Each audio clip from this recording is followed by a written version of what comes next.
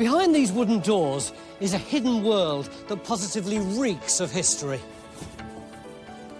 This is Lincoln's Inn in London. It's not a pub or a hotel. It's one of the oldest and most distinguished law societies in the world. Generations of lawyers have lived and worked inside these lovely old Tudor buildings. But underneath them may be something even earlier. A grand medieval townhouse built by Henry III's Lord Chancellor and the birthplace of London's world-famous legal community. There's just one big problem. There are only a few open spaces left where we can actually dig without knocking down a Grade 1 listed building. Oh yes, and we've got nearly 200 lawyers watching our every move over the next 3 days.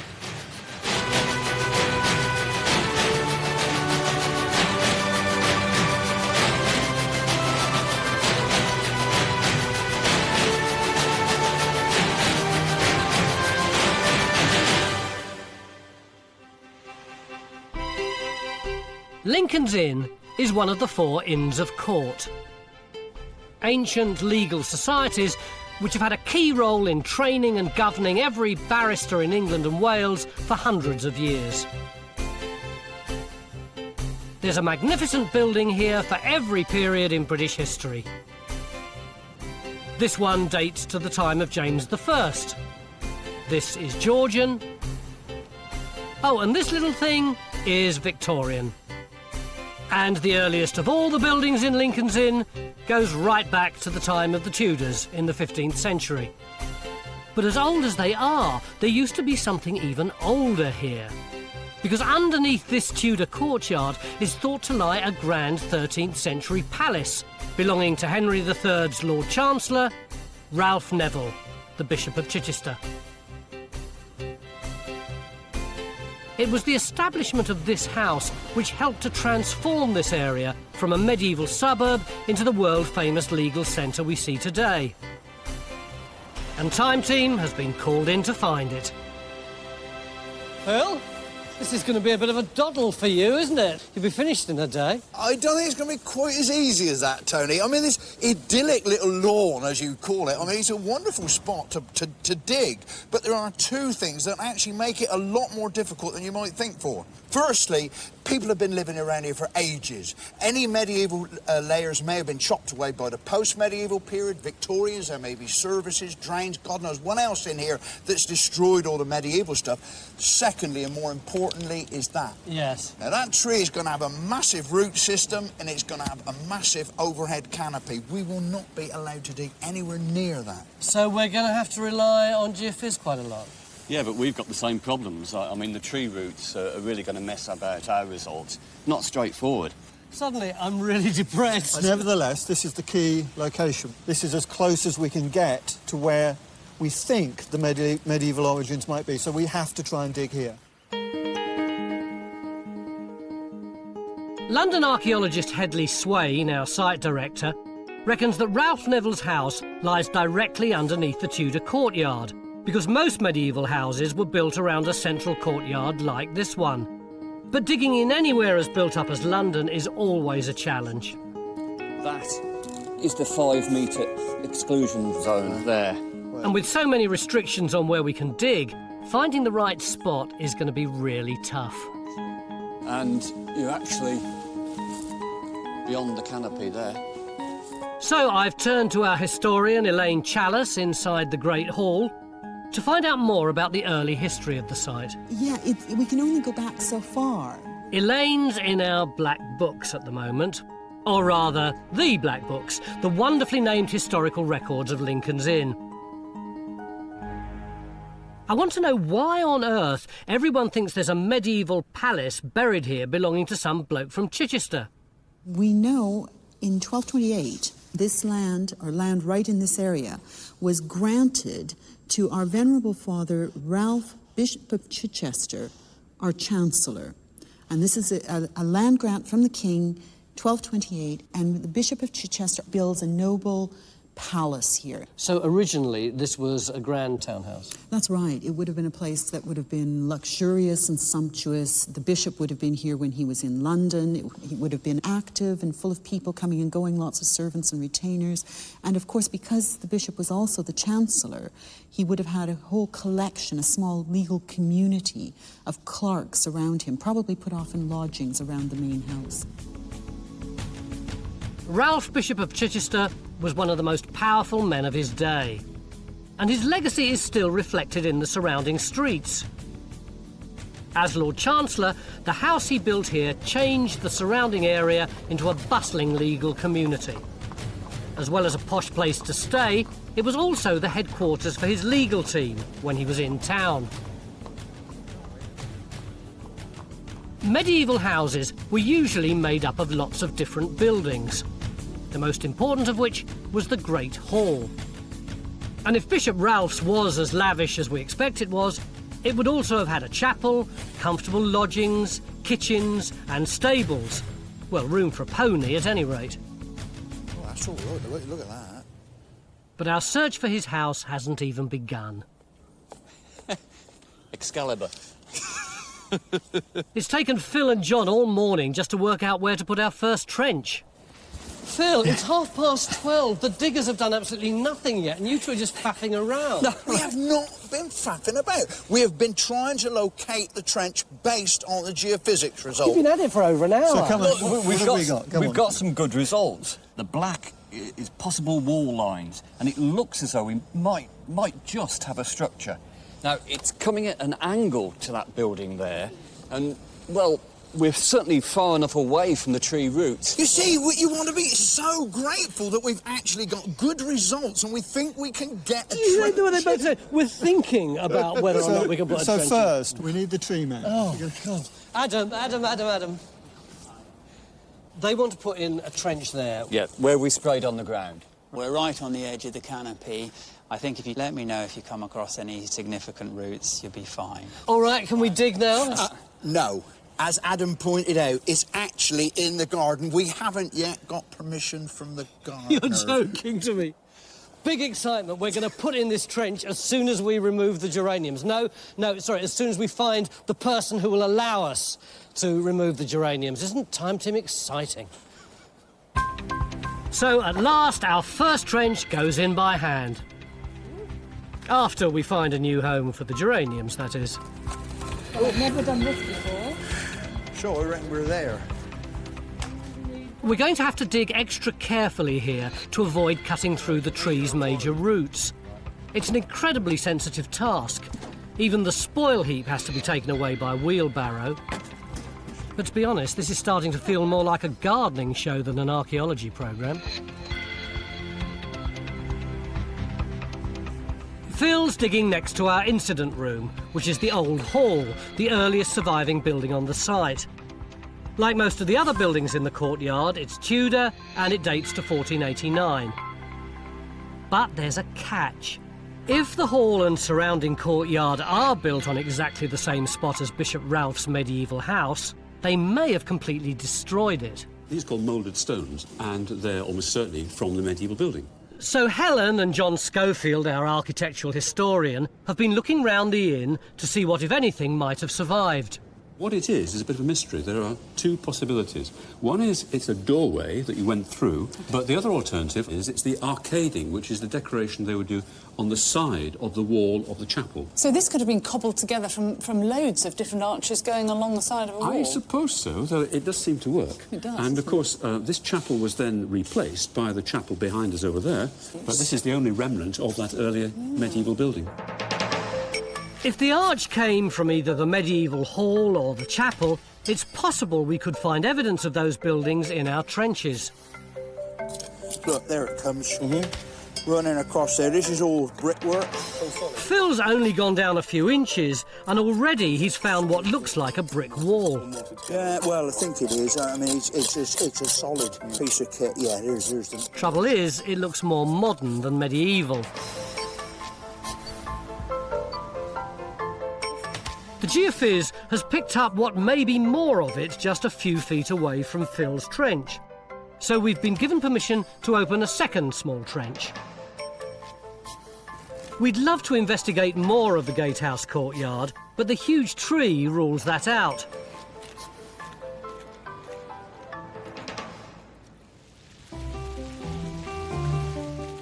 So we've decided to widen our search to next door and dig where there aren't any trees.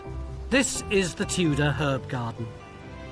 Because it's close to the entrance courtyard, the oldest part of the inn, it's worth trying to see if there are any medieval buildings buried here.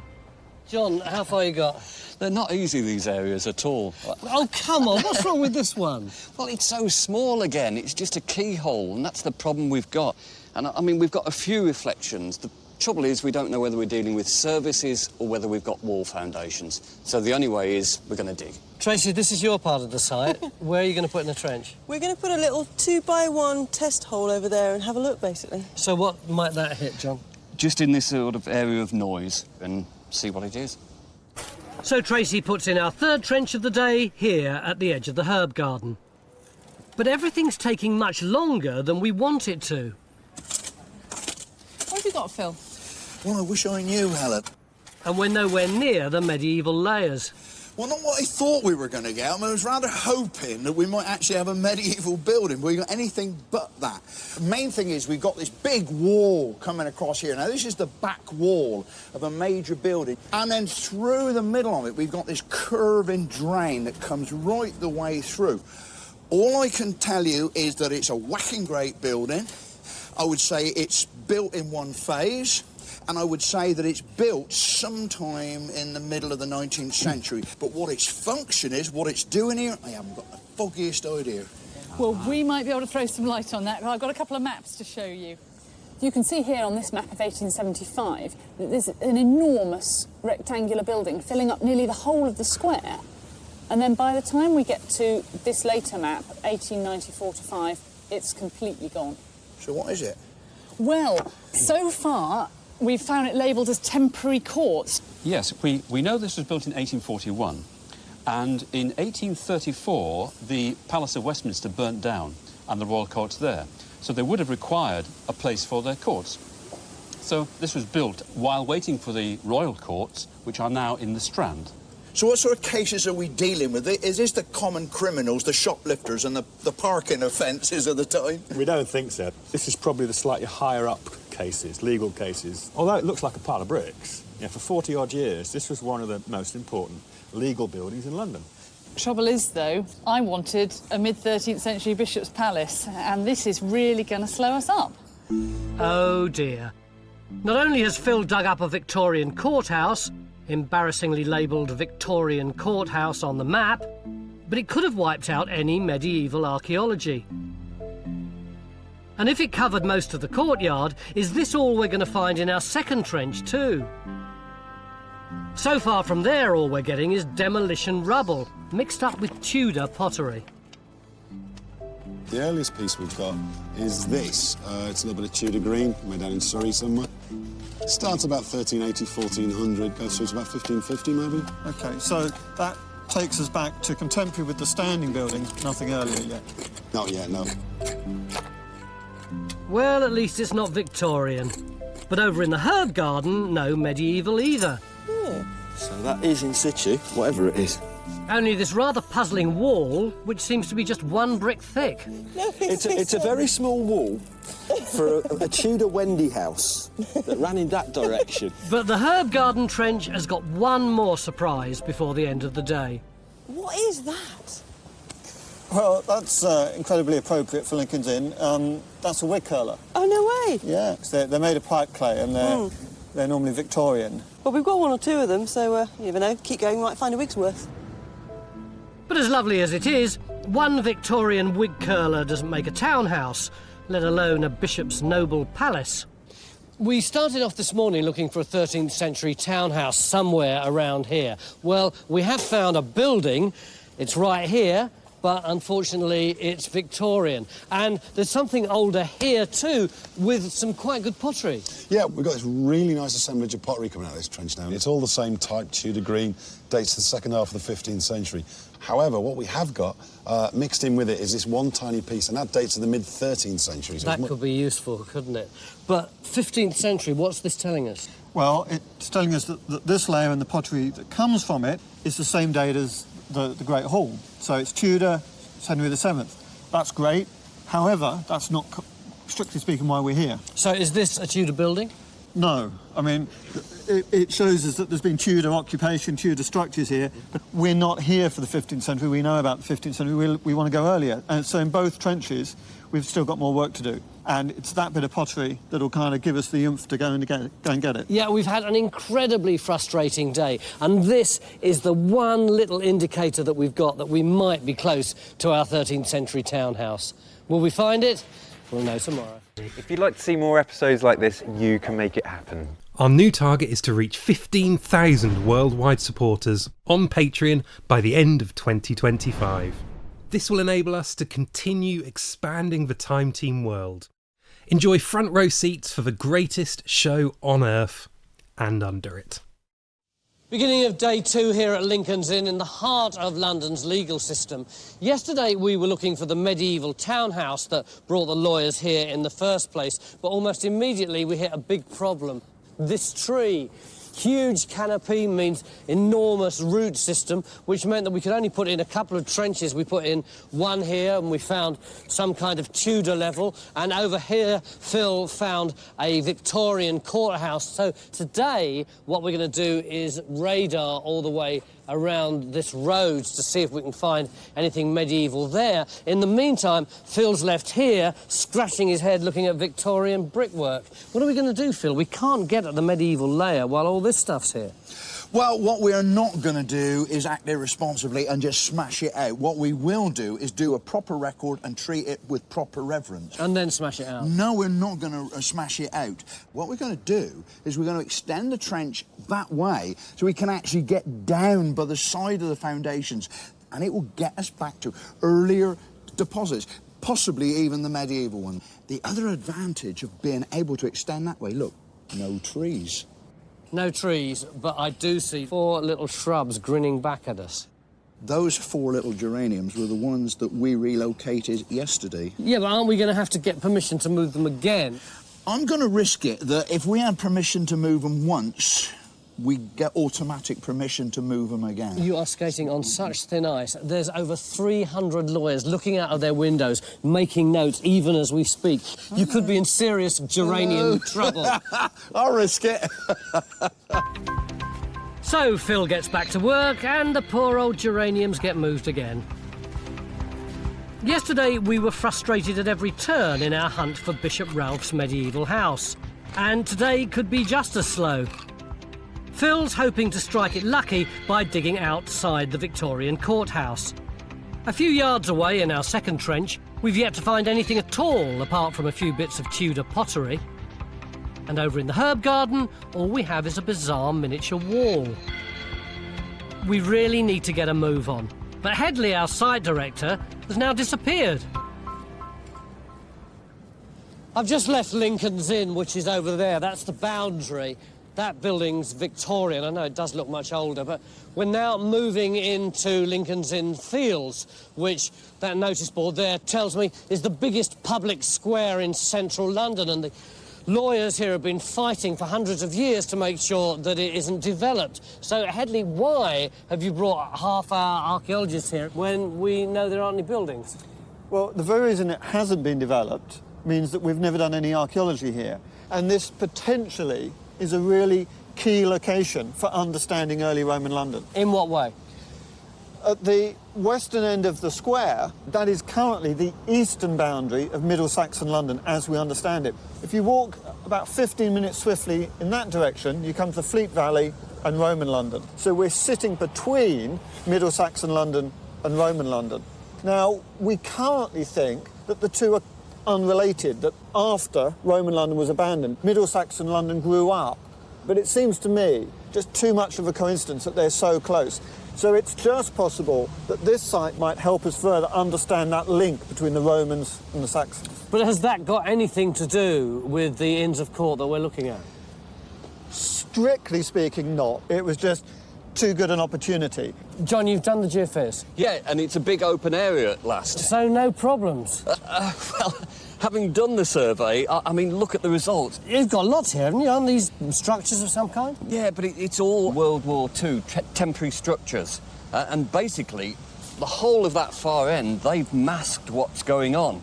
There's only this quiet area at this end. But we've still got the problems of the trees. So what we've done, we've marked with red and white tape the 15-metre restriction zone around the trees, and we've got one tiny triangle in the middle. Now, that happens to be in one of our quiet areas. So basically, you're going to put in your trench where the evidence is absent? Yeah. So, if finding a bishop's townhouse wasn't difficult enough, Headley and Matt decide to look for half of Saxon London as well. There's already a few bits of, like, rubbish. I hope it's worth it. Flower pots.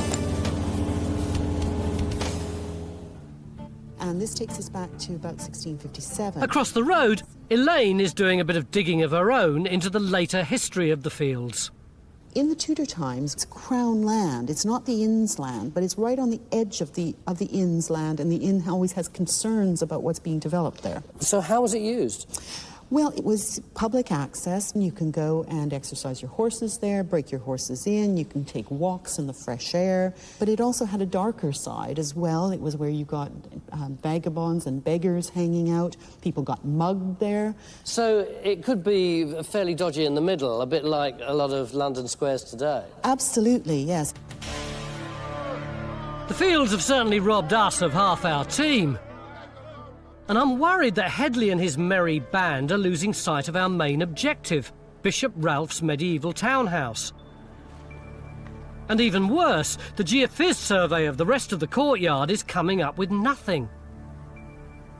Is there a maker's mark on? So when Rackshar finds this huge chunk of stone, I could almost cry with relief. So, can you give us a date for this then, Richard? On that bit of stone? Come on. I'd probably put late medieval rather than early medieval. This groove is what's called a window check, and this is where you'd put a metal or a timber frame for the glass that came out this way. We know that it could be 13th century because people who had money could afford glass that was very expensive. The problem is there's very little on this hunk of stone to tell us what the date is. It's difficult to say whether the stone's medieval or Tudor, but it does suggest we might be close to the remains of a substantial building. I really hope that's true, because the only building we've got so far is one we don't want, the temporary Victorian courthouse. And a picture of it still exists in the library. This is the Great Court in 1880, and there is Phil's building. So that's just before it's knocked down? Yep. Isn't that an amazingly lucky chance? Yes, it gives us an idea of what it looked like. This tall central section here with an aisled bit around it, and you can see why there was a rather scurrilous description of it as looking like a third-rate dissenters' meeting house in a fourth-rate provincial town. I think that's from somebody who just lost his case in And Phil's not too keen on it either. Oh, yeah. And so... It's really holding up his search for the medieval building. Phil, you shifted those geraniums then? Absolutely. What's all this sand here? It looks like Morecambe Bay. Yeah, that's a water pipe. Oh, you're kidding. No, I'm not. So all this talk about what a good idea it would be to extend in that direction was rubbish? No, well, yeah, it's worse than that, actually. Of course, there is that concrete drain as well. Oh, yeah, that's a laugh, isn't it? I can remember just a few hours ago you were saying, oh, we've got to extend this way, this is the only way we can extend. It is. Now look at you. What are you going to do? Well, what I'm going to do is I'm going to leave Bridget here to complete the work here, and I'm actually going to join Rackshar over here because there's a lot more work to be done in here. This is where the really exciting stuff is cropping up. We've got the Tudor levels. This one here. Down where Rackshar is now. But more importantly, we've got deposits below that, which have got much earlier material in, material that might well date back to the earliest phase of the inn on this site. So if we want to find the start of this place, this is the trench to dig? This is undoubtedly the trench to do it in. So, essentially, you've left the useless trench in order to come into the really exciting one? No, I haven't! I'll leave that observation with you. So after all that, the poor old geraniums got moved for nothing. With so much to do, we can't afford to waste any more time digging up the Victorian courthouse. As it is, we've also become distracted by Trace's strange wall in the herb garden. The dating for this trench is fairly solidly Tudor period, but can you date the bricks? Not really, no. Not from this angle anyway. But that's nothing compared to Lincoln's Inn Fields.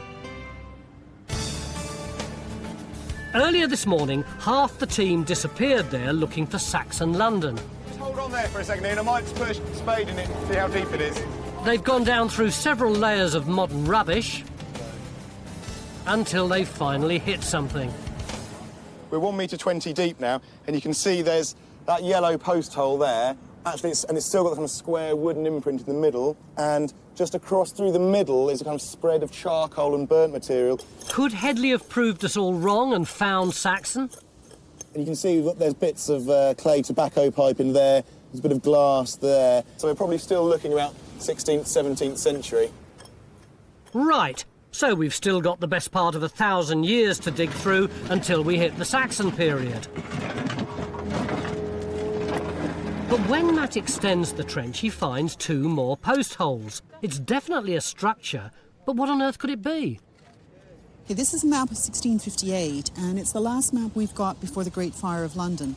And what it's showing us, you can see that all the fields are combined into one quite large open space. But apart from this little building in the middle, there's nothing, which is what we'd expect. The whole idea is it's an open space. However, in this trench, we've got some post holes from what appears to be this period. So have you got any idea what they refer to? Yeah, I think we might have a pretty good idea what it is. This is one of those areas where during the Great Fire of London, people came as basically refugees, and we put up big temporary, almost like big tents, and they would easily have been put up on a structure like this with big post hole. Okay, so it could be we've got the refugees from the Great Fire here. Yes, it's very, very possible. It makes good sense. The Great Fire of 1666 destroyed almost half the city. Starting in Pudding Lane, it spread west before coming to a stop not far from Lincoln's Inn. If the post holes are from this period, they're a wonderful discovery. But they're not why we came here. And back at the inn, we're desperate for something, anything to do with the medieval townhouse. So, thank goodness for archaeological bloodhound Phil Harding. He's picked up the scent, and his decision to switch trenches appears to have been a wise one. Oh! Because he's found what he thinks is a foundation trench for a building stuffed with pottery. Oh, look at that. To get this amount of pot of the same vessel, got to be good for dating this layer. Ah! Right. Yeah, come this way. Come on, have a look at this. Just tell me everything I need to know about that little pot. OK, it's a Tudor green jug, made somewhere in the Surrey, Hampshire region. Dates probably to the 15th century, and it's probably a drinking jug. How much would it hold? Looking at that, around about a pint, possibly. So what's it going to come up? I mean, well, we can probably... Ah, so we know that bit goes on there. And the rim's just coming up from there, so there you go. So that's answered my question. That's getting on for a pint. Looks like it, doesn't it? Point in there. Yeah. The jug means that Phil's foundations go back at least to the early Tudor period, but they could be even older, because we're finding more and more stray bits of 13th century pottery. Could this at last be our medieval townhouse? Well, Paul, our pottery expert, has his doubts. The 2 really crucial pieces are these. Now, these are both medieval, and they both date to around about 1250, so I'm quite hopeful that there are medieval deposits down there. The really interesting thing to me is that there's a type of pottery that's really common in London between 1250 and 1450, Surrey ware. There isn't one single piece from anywhere on the site, despite the fact we've got earlier stuff. I'm pretty convinced there's a gap in occupation at the site between 1250 and 1450 from the finds we've got at the moment. Does that make sense? Actually, that is a bit spooky, because you haven't been through any of the documents, have you? No. Ralph de Neville, Bishop of Chichester, builds this place and dies in 1244. Oh, right. And then the lawyers come and found Lincoln's Inn proper in 1422, and it's just so close to those dates. But nobody has ever suggested that there's a period of abandonment between the two. It's a tantalising question. Could Ralph Neville have built a grand townhouse here only for it to have been abandoned soon after his death in the 1240s? But it's a question which will have to wait for tomorrow. Because perhaps inspired by Phil's pint jug, I find the rest of the team over in Lincoln's Inn Fields, yes, you've guessed it, having a beer. What are we doing, playing beer and skittles in the middle of Lincoln's Inn Fields? Well, it's beer and skittles without the pub. This is Kales, Tony. It's a medieval skittles game, and you either throw a stick or you throw a ball. And if you're lucky, you hit something, like Phil Tennant. You didn't. How do you think we got on today? I think we did incredibly well today, but it's also, as ever, very frustrating. Well, out here, we've hit archaeology that we weren't expecting, and we haven't got the archaeology we hoped for, the Saxon. And then back in Lincoln's Inn itself, there's now good medieval, good Tudor coming out, so lots to do tomorrow. These are the only skittle games that they play? No, actually, we've got a game of bowls as well. But instead of bowling at a stationary jackball, though, they used to bowl at a feather. A feather? A feather. Do you hear that, Phil? We need a feather. What? This is our jackball. You dare!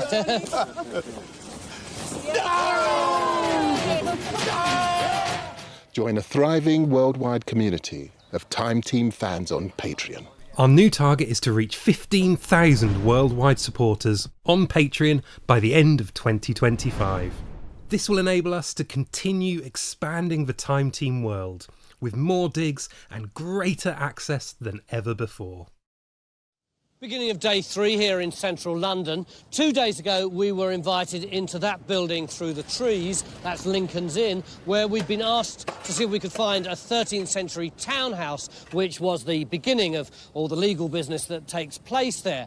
But Headley has hijacked half of our archaeologists and has got them working over here in the open spaces of Lincoln's Inn Fields in order to try and find the border between Roman London, which was over there, and Saxon London, which was back there somewhere. But Headley, your people have been digging for the best part of a day now, and you've got this huge hole, but you've only got back as far as, what, the 17th century? Well, you know, Tony, if archaeology was predictable, we wouldn't do it and no one else would be interested. We were expecting relatively straightforward, no stratigraphy, bit of background noise all the way down, either to Saxon or natural. We're finding loads of finds, and now we've also got 17th century archaeology, and that actually is really interesting. We've got post holes and layers here. What's so exciting about 17th century post holes? Well, after the Great Fire of London, 1666, the refugees, in effect, brought their possessions and came and camped out on the field. So it's just possible that this is what that relates to. Which is very vivid and dramatic, but none of this has got anything to do with the 13th century building that we were asked to find. No, it hasn't. You're just far more interested in the notion of Saxon London and Roman London than you are in this 13th century townhouse. To be honest, the opportunity was there and it was just too good to miss. Exactly. Well, you can't fault Headley for determination. And while he finishes what he started back at the inn, we're really going to have to get our skates on if we're going to find Ralph Neville's townhouse by the end of the day. In the herb garden, there's still no sign of it. Yesterday, Tracy uncovered more of her wall, which we now think isn't a building, but just the old back wall of the Tudor garden. Oh, my goodness.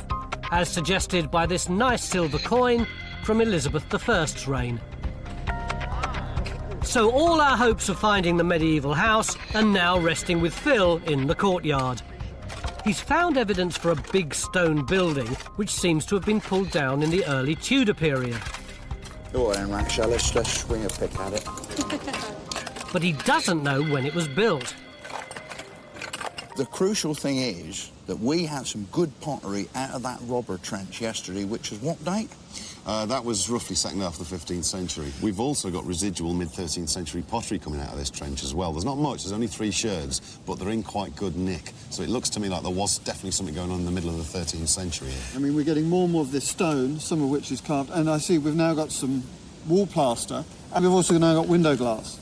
So we're beginning to get, you know, what's above the wall, the building itself. That shows that the material that we've been looking at and thinking is demolition rubble really is demolition rubble of a building, and that we are genuinely in a foundation trench. And it gives us some indication of the quality of this building. It's classed up. And you know, you've got floor tile as well. Before we get too carried away, Phil, one thing we haven't got is this 1250 to 1450 horizon. There is no pottery whatsoever of that date come out of this trench yet. Despite Paul's misgivings, Phil's starting to convince himself that he's got a medieval building that stood here until the early Tudor period. There's no doubt that it would have been an impressive stone building, and it's got our experts wondering if it could be either the original medieval hall or the previous chapel, both of which the records say were still standing in the early Tudor period, even if we don't know where. I've got chapel, and there's an old chapel, a previous chapel. Hall is a previous hall. Brew house. But Helen's come across a reference to renovation work on the old medieval hall, which she thinks might be an important clue. I don't think that this hall was put on the same footprint as the previous hall, because in the documents it says that in 1492 some members of Lincoln's Inn are fined for pulling down the timbers of the old hall, and that's when this one has already been built.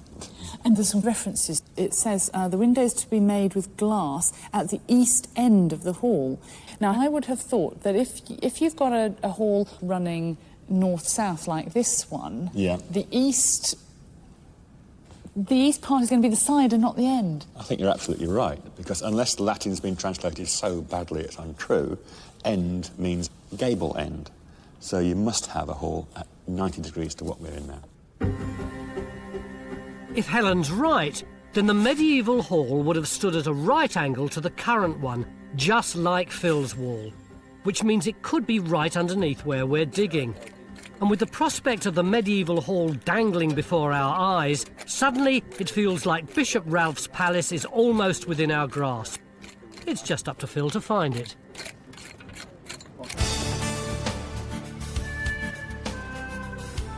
Over in the fields, our little sideshow has just got a lot bigger.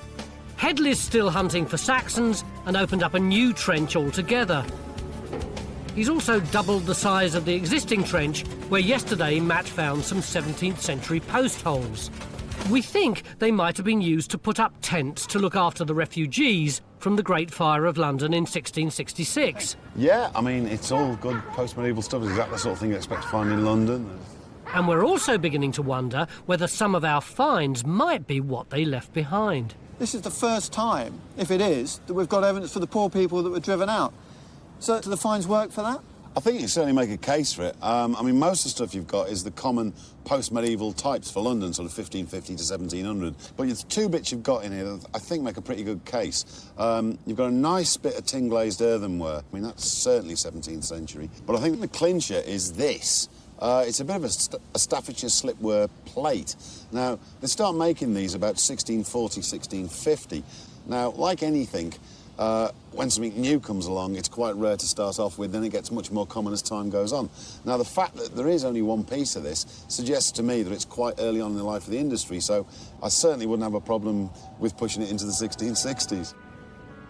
It's an incredibly powerful image of this, what's now a very tranquil spot, being full of refugees with the few possessions that they may have managed to grab as they were forced to leave the city.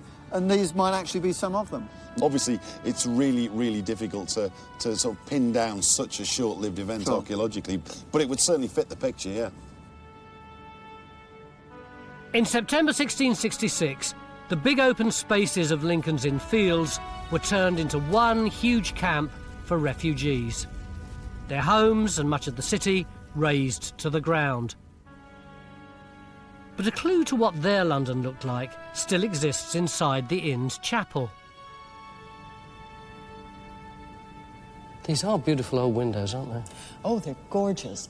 Have you noticed over there, just ahead of St. Simon, that's the chapel that we're standing in right now. And if you go right to the far end on St. Matthias, you can see two houses.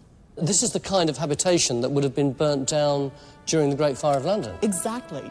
So there'd have been crowds of people leaving London with their possessions and their pets and their babies and everything, and this would have been one of the first safe places that they came to. That's right. This area and any area, people went in all directions from the fire, but they would have been like refugees today. And there are 65 to 80,000 of them. There's a huge number of people, and they'd be scared, they'd be terrified.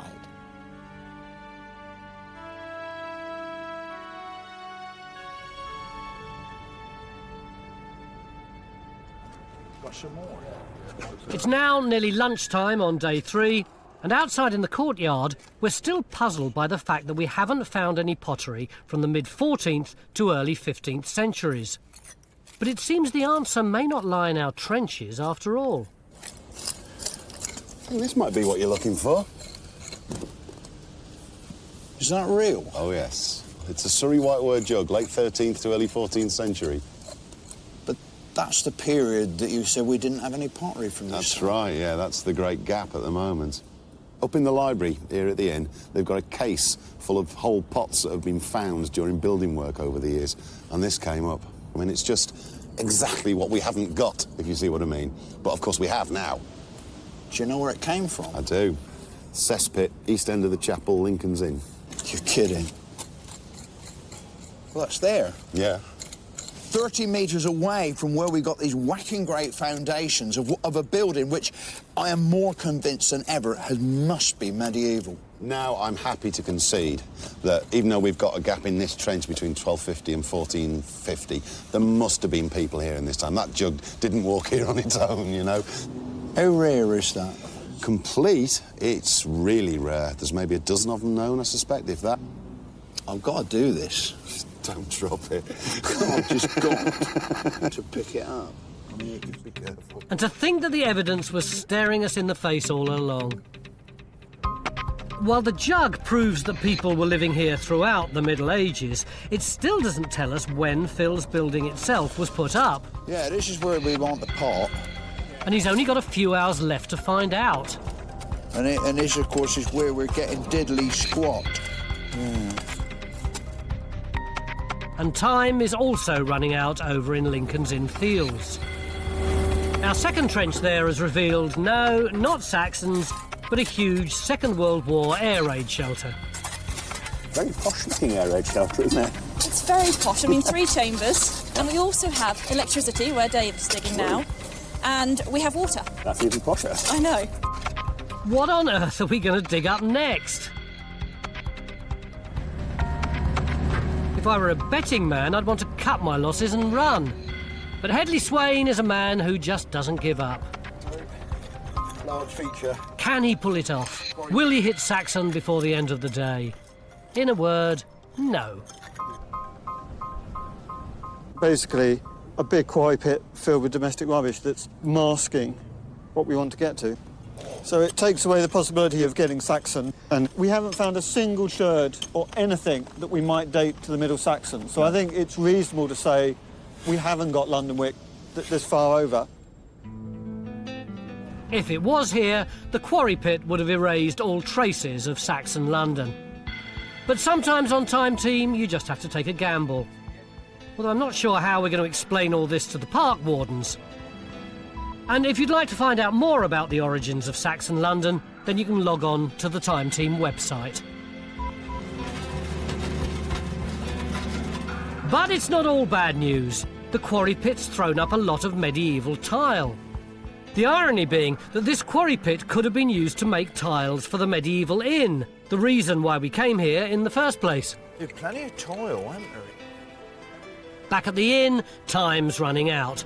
Phil's trying desperately to find out if his building could be the medieval hall. There you go. Pot. What you got, mate? Look at this, got a bit of a handle. Oh, look at that. Let's have a little look, shall we? Oh, could do with cleaning it up, mate. Comes out of the ground and you want it in pristine condition. Well, you know. Oh, yeah. It's covered in mud, isn't Call it? yourself an expert. Oh, I like that. Right, that is a bit of South Hertfordshire grey work. Late 12th to 14th. See? Isn't it? You've hit pay dirt, mate. God, yes. At last, this is the news we've been hoping for. The medieval pottery found right underneath the wall's foundation means it must have been put up in the 13th century, when Ralph, Bishop of Chichester, had his magnificent London home here. Phil, 3 days ago, I said we were looking for a 13th century townhouse, the origins of everything that surrounds us now, and that the likelihood was that it was in this courtyard. Have you found it for us? Absolutely, Tony. That slot down there is the foundation trench of what I believe is the earliest stone-built building on the site. I can quite believe that it goes back to the 13th century, and I can be absolutely certain that it was gone by 1500.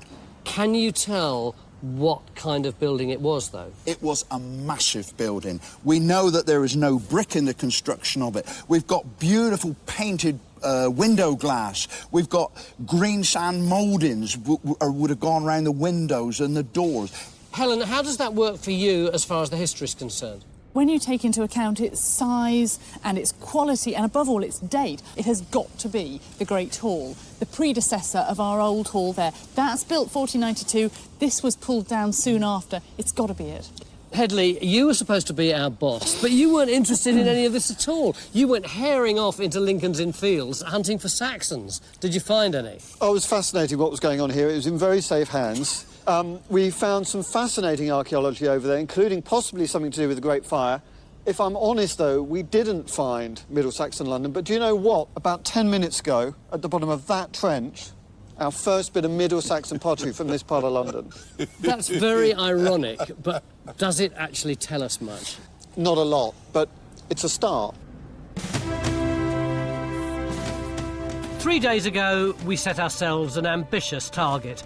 Ralph Neville's grand medieval townhouse, the place which helped give birth to London's legal community.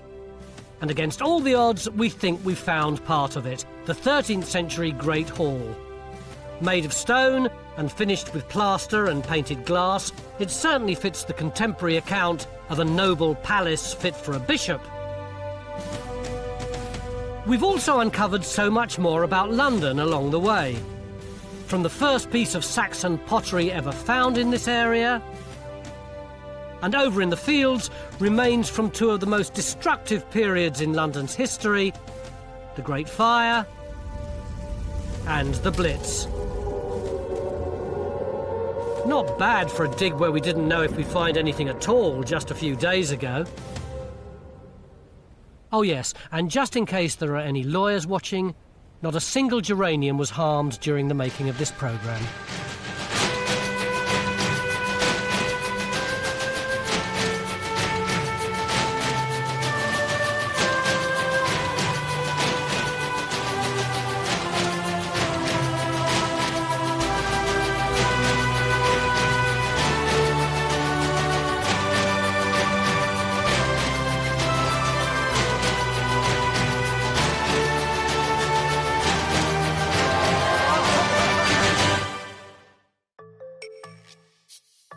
Join Time Team on Patreon to access exclusive 3D models, masterclasses and behind-the-scenes insights.